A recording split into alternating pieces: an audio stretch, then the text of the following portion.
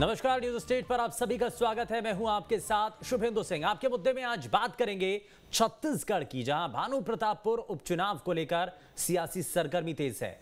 5 दिसंबर को भानु प्रतापपुर में वोटिंग है और उससे पहले बीजेपी कांग्रेस के दिग्गजों ने भानु प्रतापपुर सीट पर डेरा डाल दिया है।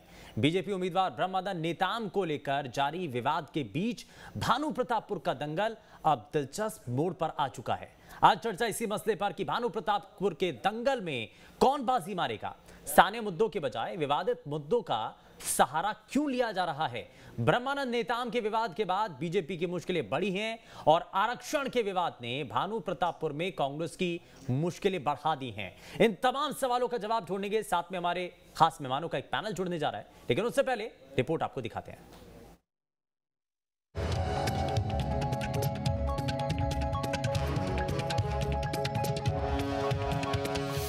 भानु प्रतापपुर में दिग्गजों का डेरा, किसके सिर बंधेगा जीत का सेहरा। जी हां, भानु प्रतापपुर उपचुनाव का दंगल अब धीरे धीरे वोटिंग के करीब पहुंच रहा है। भानु प्रतापपुर में 5 दिसंबर को वोटिंग है, जबकि 3 दिसंबर शाम को प्रचार थम जाएगा। ऐसे में अब अगले 3 दिन प्रचार के लिहाज से बेहद अहम है। लिहाजा कांग्रेस बीजेपी के दिग्गजों ने भानु प्रतापपुर में डेरा डाल दिया है। कांग्रेस की ओर से खुद सीएम भूपेश बघेल ने प्रचार की कमान संभाल ली है और वो लगभग 3 दिन भानु प्रतापपुर में रोड शो और जनसभाएं करेंगे। आज हमन कानून बनाए काम करा था, एक्ट लागू करवो, काली विधानसभा पर दिन पास हो जाए। गांव गांव फटाका फोड़ना है, मिठाई बांटना है, न केवल आदिवासी समाज ला, बल्कि आदिवासी समाज के 32% करबे करबो, पिछड़े वर्ग के 27%, रमा सिंह 14% से कबो आगे नहीं करे थे, हमार सरकार 27% करा थे। उधर बीजेपी के दिग्गज भी लगातार भानु प्रतापपुर में प्रचार कर रहे हैं, साथ ही कांग्रेस को घेरने की कोशिश भी कर रहे हैं। 4 साल में जिस कांग्रेस पार्टी की सरकार ने भानु प्रतापपुर विधानसभा को विकास से दूर रखा, उपेक्षित रखा, पर आज भानु प्रतापपुर की जनता ये समझ गई है और कांग्रेस की किसी वायदे और घोषणा का कोई असर भानु प्रतापपुर की जनता पर नहीं होने वाला है। भानु प्रतापपुर की जनता ने मन बना लिया है कांग्रेस को सबक सिखाने और भारतीय जनता पार्टी को जिताने का। बहरहाल भानु प्रतापपुर उपचुनाव में इस बार बीजेपी उम्मीदवार ब्रह्मानंद की गिरफ्तारी को लेकर चल रहे सस्पेंस के बीच स्थानीय मुद्दे और विकास की बातें लगभग ठंडे बस्ते में हैं। लेकिन इस आरोप प्रत्यारोप के बीच भानु प्रतापपुर में हवा के रुख को अभी भांपना आसान नहीं है। लेकिन अगर पिछले 4 चुनावों में कांग्रेस बीजेपी को मिले वोट की बात करें तो 2003 के विधानसभा चुनाव में भानु प्रतापपुर में बीजेपी को 39 तो कांग्रेस को 38% वोट मिले थे। वहीं 2008 के चुनाव में बीजेपी को 38% और कांग्रेस को 24% वोट मिले। इसी तरह 2013 के विधानसभा चुनाव में बीजेपी को 37% और कांग्रेस को 48% वोट मिले, जबकि 2018 के चुनाव में बीजेपी को 31% और कांग्रेस को 49% वोट मिले थे। तो आंकड़े बता रहे हैं कि भानु प्रतापपुर की जनता का रुख बदलता रहा है। वोट प्रतिशत के लिहाज से देखें तो यहाँ बीजेपी की मौजूदगी भी अच्छी खासी है, लेकिन सत्ता के सेमीफाइनल में किंग कौन बनेगा, इसका फैसला 8 दिसंबर को चुनाव नतीजों के साथ ही हो पाएगा। Team news state. तो भानु प्रतापपुर सीट पर उपचुनाव बेहद दिलचस्प होता नजर आ रहा है और जैसे ही ब्रह्मानंद नेताम के ऊपर गिरफ्तारी की तलवार लटकी है, उसके बाद से अब जो स्थानीय मुद्दे हैं वो कहीं गायब होते हुए नजर आ रहे हैं। इसके पीछे कारण क्या है और इसमें फायदा किसको, नुकसान किसको, समझने की कोशिश करते हैं। लेकिन सबसे पहले खास मेहमानों से आपको मिलवा देते हैं। हमारे साथ वरिष्ठ पत्रकार के शर्मा जी कार्यक्रम में जुड़ चुके हैं। सर, बहुत स्वागत है आपका कार्यक्रम में। भारतीय जनता पार्टी से प्रवक्ता गौरीशंकर श्रीवास जी हमारे साथ कार्यक्रम में और कांग्रेस पार्टी से प्रवक्ता विकास तिवारी जी हमारे साथ कार्यक्रम में जुड़ चुके हैं। सभी का बहुत स्वागत है कार्यक्रम में। लेकिन शुरुआत गौरीशंकर श्रीवास जी, ये हुआ क्या? और शुरुआत से ही जब हम देख रहे थे भानु प्रतापपुर सीट नाम का ऐलान, लग रहा था मुकाबला बेहद कड़ा और अच्छा होने जा रहा है, लेकिन गिरफ्तारी की तलवार लटकने के साथ ही मुद्दे जो है, स्थानीय मुद्दे गायब हो जाते हैं। सिर्फ चर्चा इस बात पर होती है कि ब्रह्मानंद नेताम की गिरफ्तारी होगी नहीं होगी, रेप का आरोप लगा, ये क्या आरोप है, सभी चीजें यहीं आकर के सिमट जाती हैं।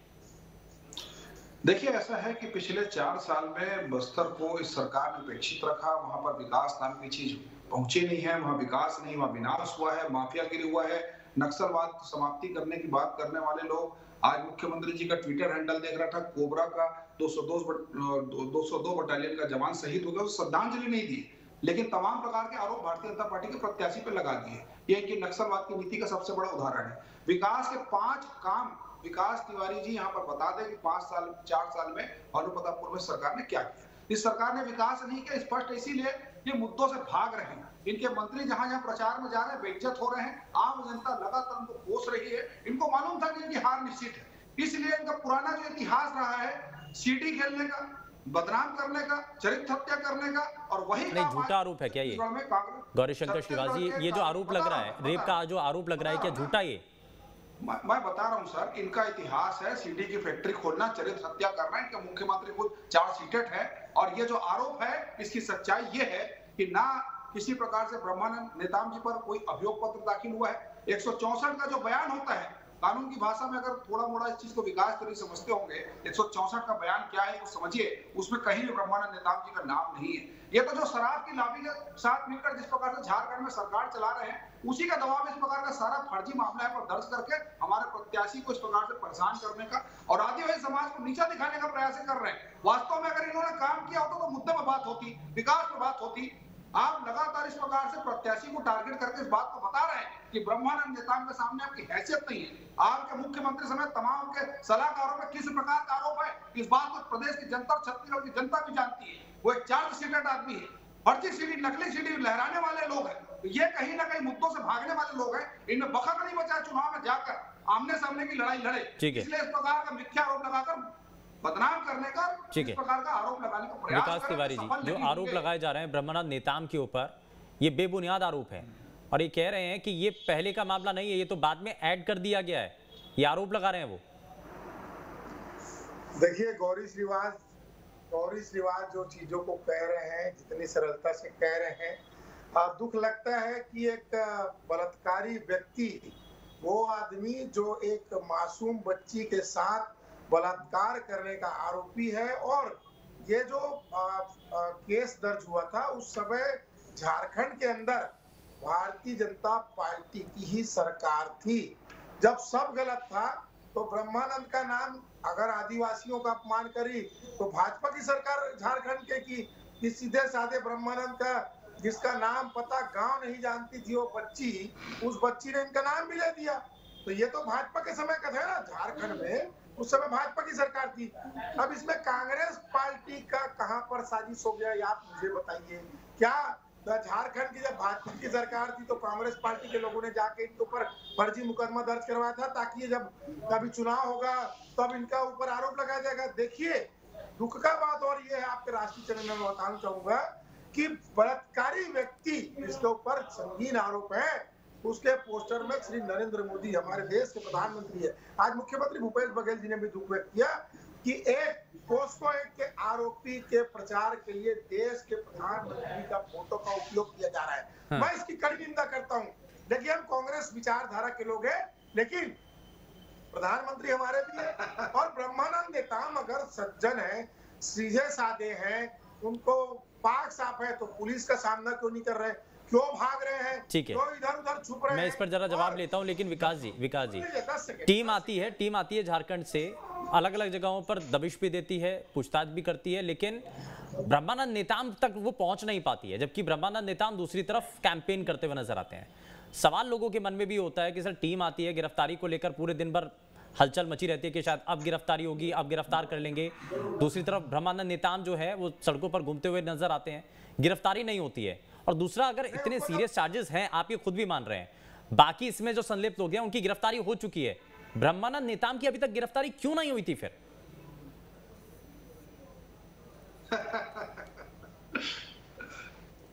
विकास जी देखिए, ब्रह्मानंद नेताम की गिरफ्तारी तो तब होती ना जब चीजें सामने आती। आप याद करिए, वरिष्ठ पत्रकार यहाँ पर बैठे हैं, रमन सिंह का जो ओएसडी था ओपी गुप्ता, उसके ऊपर भी एक बच्ची ने पोस्को का मामला दर्ज कराया था। जब रमन सिंह मुख्यमंत्री थे उस समय बलात्कार हुआ था, वो बच्ची डरी सहमी थी। उसके बाद जब कांग्रेस की सरकार आई तो उसके ऊपर आरोप लगा। कौन था वो आदमी? मुख्यमंत्री का ओएसडी। अभी वो जेल की सलाखों के पीछे में है कि गौरी श्रीवास की पार्टी ने उनका अब बेल करा लिया, बलात्कारी कर लिया, मुझे नहीं मालूम।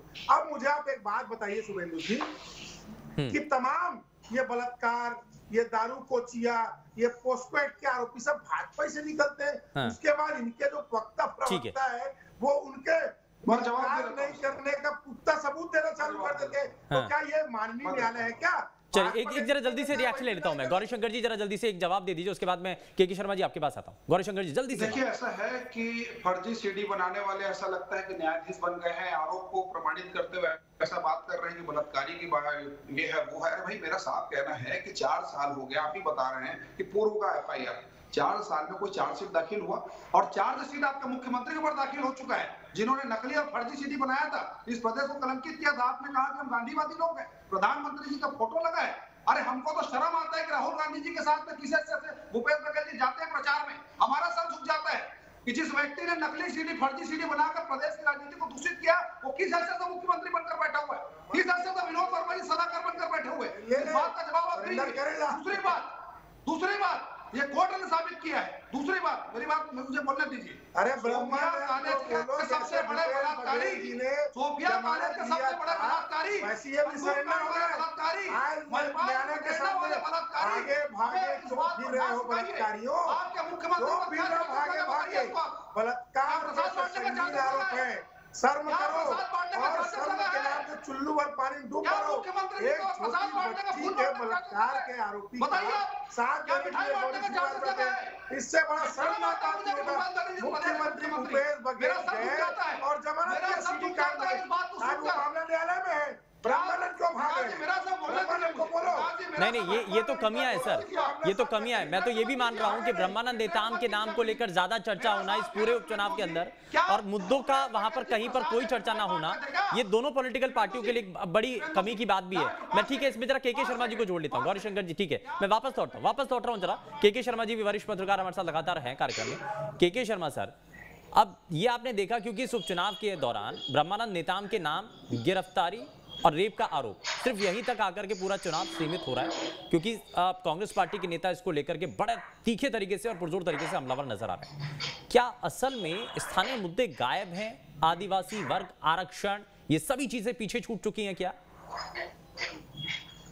देखिए शुभेंदु जी, बिल्कुल आप सही बात पकड़ रहे हैं कि लोकल मुद्दों पर भी चुनाव होता है। स्थानीय ग्रामीण जनता, खासकर शहर की जनता तो राष्ट्रीय मुद्दे आ जाएंगे, बहुत सारे अलग अलग विषयों पर उनकी विचारधारा हो सकती है, लेकिन गांव के लोग अपने गांव की समस्या, मूलभूत समस्या, सड़क, नाली, पानी, बिजली, इन्हीं पर उलझी रहती है। जमीन का जो विवादित प्रकरण रहता है उनको निपटाने को लेकर है, पटवारी से लेकर कलेक्टर, इससे ज्यादा की मांग उनकी रहती नहीं है। और यहाँ भी कहीं न कहीं लोगों के बीच में जिला बनाने की मांग उठ रही है, जो अभी तक चुनाव में राजनीतिक दलों के बीच में नहीं दिख पाया।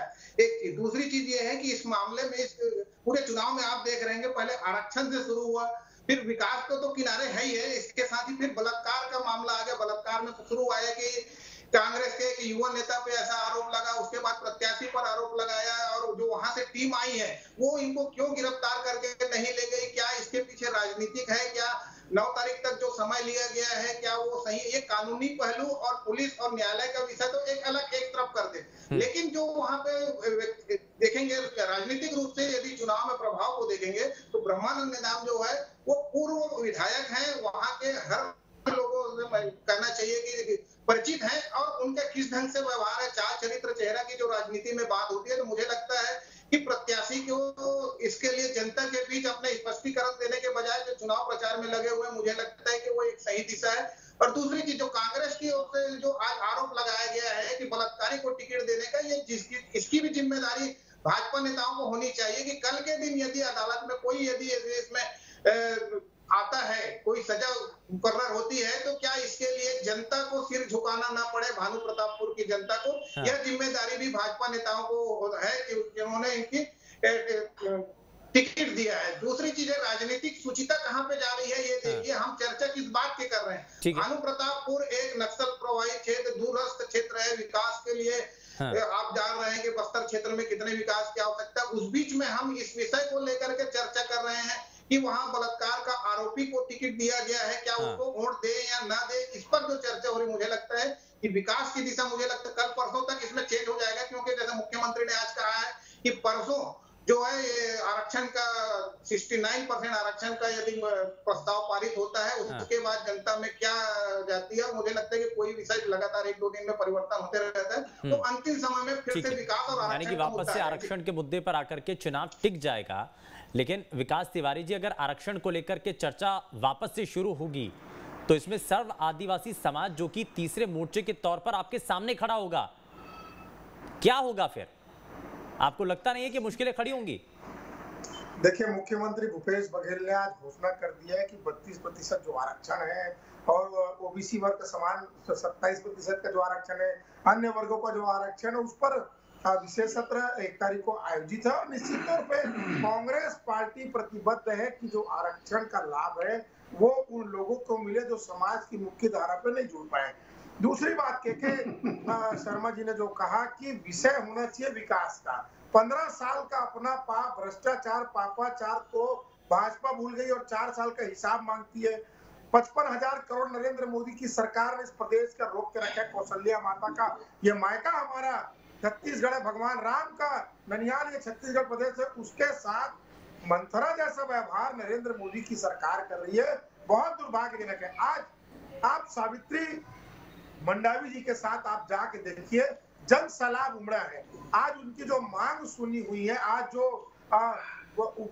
जो हमारे वरिष्ठ नेता थे मनोज मंडावी जी, जो उनकी अचानक मृत्यु हुई, पूरा क्षेत्र हतप्रत है। सर, बीजेपी के नेता कहते हैं कि अपने क्षेत्र में विकास के लिए वो लड़ाई लड़ते रहे, सदन के भीतर भी मुद्दे उठाते रहे, लेकिन इलाके में विकास नहीं करवाया। साथ है और मैं कह सकता हूँ कि कांग्रेस पार्टी प्रचंड बहुमत से चुनाव जीतेगी। भारतीय जनता पार्टी को पहले अपने जो दुष्चरित्र प्रत्याशी है उस पर कम से कम एक टिप्पणी तो करनी चाहिए। अच्छा, मुकाबला टफ है, मुकाबला टफ है, ये तो बता दीजिए विकास तिवारी जी। मुकाबला भानु प्रतापपुर सीट पर एक टफ लग रहा है। मुकाबला है कांग्रेस में। देखिए, आप अगला डिबेट रखिएगा, जब नतीजे आ जाएंगे तो गौरी श्रीवास कहेंगे कि हम बिल्कुल होगा सर, उस पर भी होगा, मार्जिन से हारे। कांग्रेस पार्टी जीत रही है, ये मैं दावे से। अच्छा, चलिए वो जनता को तय करने दीजिए। ठीक है, एक जरा रिएक्शन ले लेता हूँ। गौरीशंकर जी, जवाब दीजिए। मैंने बड़ी गंभीरता से विकास जी को सुना है, उम्मीद करता हूँ वो मेरे बीच में ना बोलेंगे। देखिए, इन्होंने कहा कि हम आदिवासी आरक्षण देने के लिए प्रतिबद्ध है। आदिवासी आरक्षण देने के लिए प्रतिबद्ध हो ना हो, लेकिन जो याचिकाकर्ता जिन्होंने आदिवासी के आरक्षण को कम करवाया है, उसको निगम मंडल में स्थान देने के लिए प्रतिबद्ध है। अगर आप पे नैतिकता है और आदिवासियों का रहनुमा, तो केपी खांडे को पहले एससी कमीशन का जो आपने चेयरमैन पद से नवाजा, उनको पहले पद से हटाइए। दूसरी बात इन्होंने कही है कि हमने विकास नहीं किया, हमने यहाँ पर 4 साल में ये किया। अरे मैं फिर कह रहा हूँ कि डिबेट में 5 ऐसे काम बता दीजिए जो भानु प्रतापपुर में किया है, सिवाय वहां वसूली के, सिवाय माइनिंग की, वहां पर ट्रांसपोर्टिंग की, उगाही के, आपने कुछ नहीं किया। आज नतीजा ये है कि आपको प्रत्याशी दिख रहा है, प्रत्याशी पे आप व्यक्तिगत हमला करके चुनाव जीतने का चेष्टा कर रहे हैं। हमारा साफ कहना है कि कोर्ट की प्रोसेसिंग को आप देखिए, 164 का बयान देखिए, अभियोग पत्र को देखिए और पीड़िता का बयान को देखिए, उसमें कहीं भी ब्रह्मानंद नेताम का नाम नहीं है। लेकिन कांग्रेस पार्टी के नेता जरूर बोल रहे हैं, क्योंकि सीडी की फैक्ट्री खोलने का इनका इतिहास है, इनका चरित्र वही है। और चरित्र हत्या करके अगर आप चुनाव जीतने का प्रयास कर रहे हैं, इससे बड़ा दुर्भाग्य के बाद क्या हो सकता है? इस बात को प्रमाणित करता है कि आपने विकास नहीं किया है। आप लगातार इस प्रकार का हमला करके व्यक्तिगत तौर पर चुनाव जीतने का जो प्रयास कर रहे हैं, तो प्रदेश की जनता और आदिवासी भी आपको माफ नहीं करेंगे। आपने उनका आरक्षण से उनको दूर रखा, विकास से दूर रखा। 5 काम बता दीजिए आप चैनल पर, मैं आपको चुनौती देता हूँ। चलिए, विकास के कामों की फेहरिस्त भी जानूंगा, क्योंकि लगातार ये देखा जा रहा है कि इस पूरे विधानसभा उपचुनाव को लेकर के दोनों पार्टियों की तरफ से तो अपनी बातें रखी जा रही हैं, लेकिन जो स्थानीय मुद्दे हैं वो कहीं पीछे नजर आ रहे हैं। और इस सीट पर कांग्रेस भी पूरी ताकत के साथ इसलिए लड़ रही है क्योंकि नजर भी आ रहा है कि यहाँ पर बैलेंस स्थिति है। एक बार 2 टर्म के अंदर कांग्रेस पार्टी आती है, उससे पहले बीजेपी का यहाँ पर कब्जा रहता है, तो यहाँ इसको गढ़ किला कहना थोड़ा सा ठीक नहीं होगा। तो इसलिए दोनों पार्टियों के लिए बड़ी चुनौती है। दोनों पार्टियां इसलिए पूरी ताकत के साथ उतरी हुई हैं, यही कारण है। उपचुनाव का लाभ सत्ताधारी को मिलता है, इसको यदि अलग कर दे तो दोनों ही पार्टियों की स्थिति देखें तो वहां 2 विधायक रह चुके हैं। ब्रह्मानंद 2008 में रहे, फिर उसके बाद फिर उनका मनोज मंडावी का रहा। लेकिन कुल मिलाकर बात यह है, विकास के जो इस विषय पर अपन चर्चा कर रहे हैं, तो विकास ही महत्वपूर्ण मुद्दा है। आज भी हम देखेंगे मुख्यमंत्री का चारों जगह का भाषण आप सुनेंगे तो उसमें आ रहा है कि 15 साल तक जो छत्तीसगढ़ को कंगाल करने का जो आरोप लगाया उन्होंने, या भ्रष्टाचार के कारण सरकार चली गई ये आरोप लगाया उन्होंने, कर्ज माफी मैंने आते ही किया ये भी आरोप, ये उन्होंने बात जनता तक पहुंचाने का काल किया। कोरोना काल के दौरान जो इनको पैसा लोगों की जेब में गया, ये बात उन्होंने कही कि आर्थिक स्थिति को, छत्तीसगढ़ को लेकर के, बेरोजगारी को लेकर जो मुद्दे हैं उन्हीं पर धीरे धीरे आते जा रहा है। चुनाव पहले भी हम देखें, जैसे जिस सीट की गौरी शंकर जी बात कर रहे थे, तो चुनाव में उसका कुछ असर नहीं रहा। और कांग्रेस ने जो जन घोषणा पत्र, तो दमदार जन घोषणा पत्र बनाया, कर्ज माफी हो चाहे धान खरीदी हो, इन्हीं विषयों पर ही चुनाव में छत्तीसगढ़ की जनता ने मतदान किया था। मुझे लगता है कि भानु प्रतापपुर की जनता भी इस चुनाव में इसी प्रकार विकास तिवारी जी, आपको क्या लग रहा है कि आरक्षण का मुद्दा ज्यादा हावी नजर आ रहा है, या आपको लगता है कि अभी जो जिस तरीके से आप एग्रेसिव होकर के भारतीय जनता पार्टी के नेता के ऊपर टारगेट कर रहे हैं वो ज्यादा हावी नजर आ रहा है? क्या आपको लग रहा है? ठीक है, खैर समय थोड़ा सा कम है, माफी के साथ रोक रहा हूं। खैर बहुत शुक्रिया सभी खास मेहमानों का कार्यक्रम में शामिल होने के लिए। लेकिन जीत का सेहरा किसके सर बंधेगा ये अपने आप में बड़ा सवाल है, लेकिन दोनों पॉलिटिकल पार्टियां और तीसरा सर्व आदिवासी समाज पुरजोर तरीके से कोशिश में है। जीत किसको मिलती है आने वाले समय में तय होगा। पेशकश में फिलहाल के लिए बस इतना ही। नमस्कार।